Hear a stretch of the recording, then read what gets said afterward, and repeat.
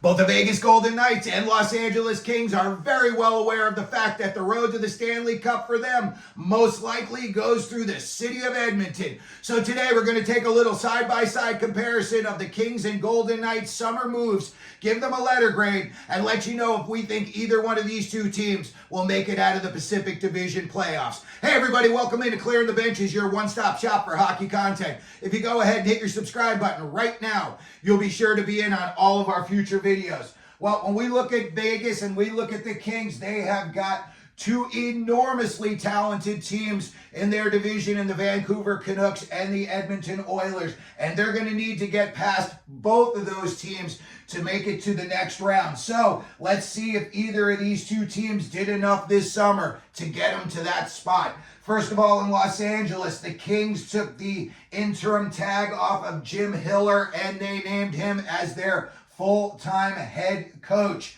When we look at the Kings and what they did between the pipes, they were very, very busy this offseason. Cam Talbot, he is out. Darcy Kemper, he's in.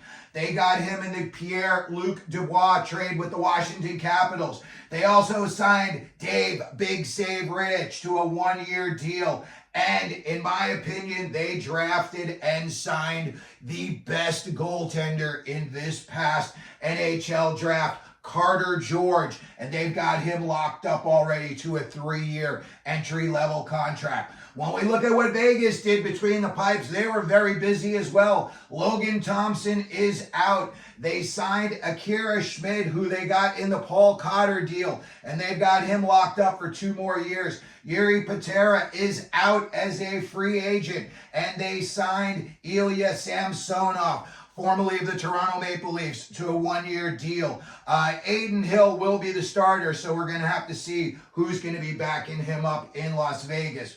When we look at what the Kings did on their back end, first of all, 5 of their defensemen signed 2-way AHL, NHL deals. So you may have a lot of interaction going up and down between Los Angeles and Ontario this season.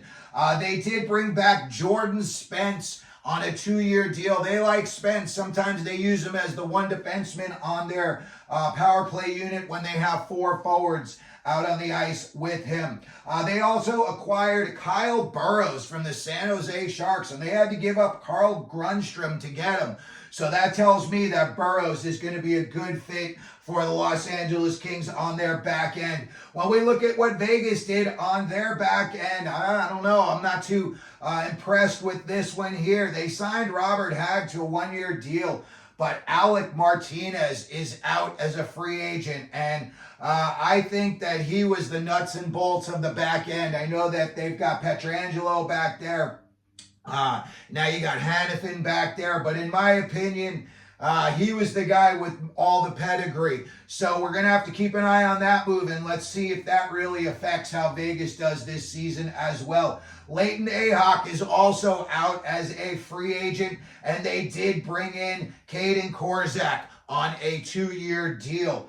When we look at what the Los Angeles Kings did up front, addition by subtraction, they found somebody to take Pierre-Luc Dubois off of their hands, and it was the Washington Capitals. And they got back Darcy Kemper in return, which actually is probably going to help them out this year.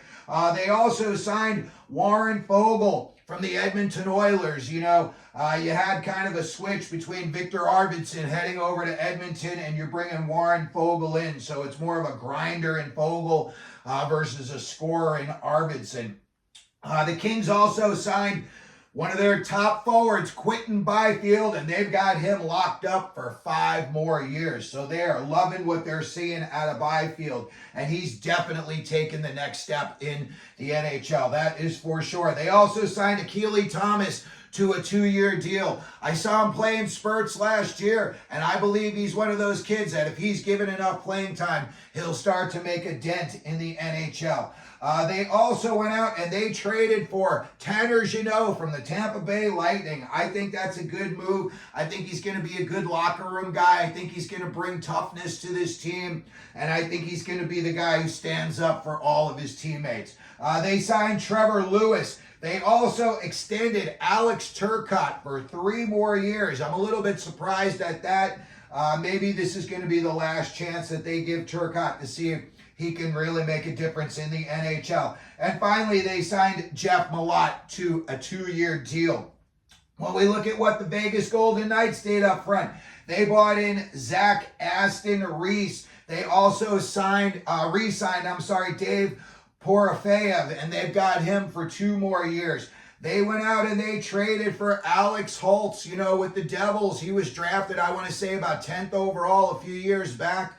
And he never really, caught the fire that they thought he would in the NHL. So maybe a change of scenery and maybe playing with some different players will turn Holtz into the scorer that everyone thought he would be. They also signed Victor Olofsson, and they're going to need him to score. I think when we talk about all the people that they lost on this team, I think scoring is going to start to become a premium. And finally, in the forward position, my big question, Mark Stone, I'm pretty sure he's going to wind up on LTIR again at some point this year. But my question is Tomas Hertl 100% healthy? Because if he is, he's the type of guy that could really keep you in the playoff race and maybe get you into one of those wild card spots in the Pacific Division, in the Western Conference. So when we look at what these two teams did overall this summer, I'm going to say that the Los Angeles Kings, I'm going to give their overall grade a C+.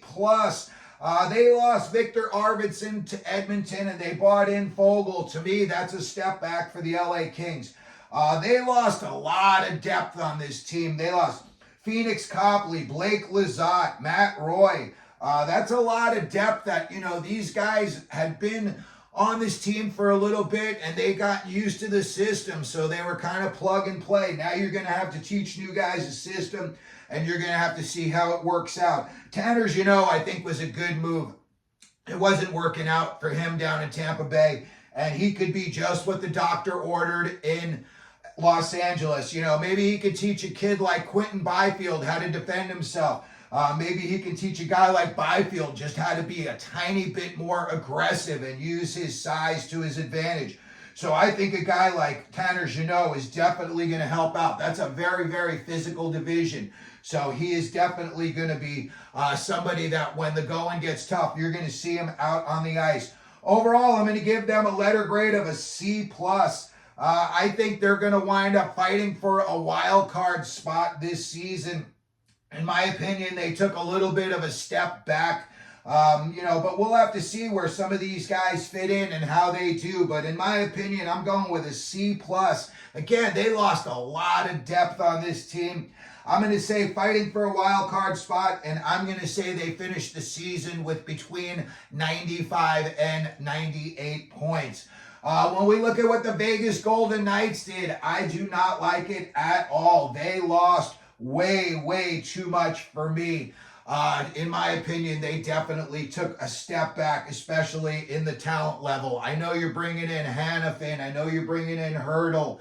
But those guys have, Hertl's got to be healthy and Hanafin's got to work out. So, something we didn't see in the playoffs last season. So when I look at Vegas, I'm going to give them an overall letter grade of a D, as in dog.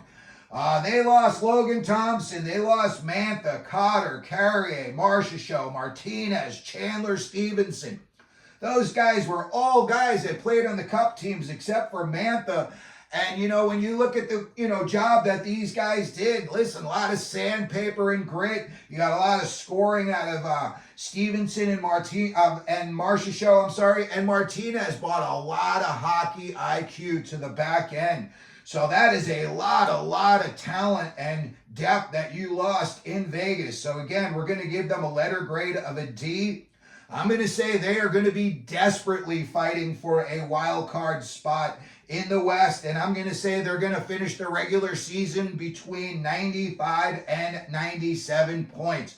So let me know what you think down in the comment section. Let me know if you think either of these two teams is going to be able to make the playoffs. Let me know if you think they took a step forward or a step back this offseason. If you could, please hit the like video. If you want to share the video, that would be awesome. Don't forget to subscribe. And as we always do here at Clearing the Benches, let them know you're out there.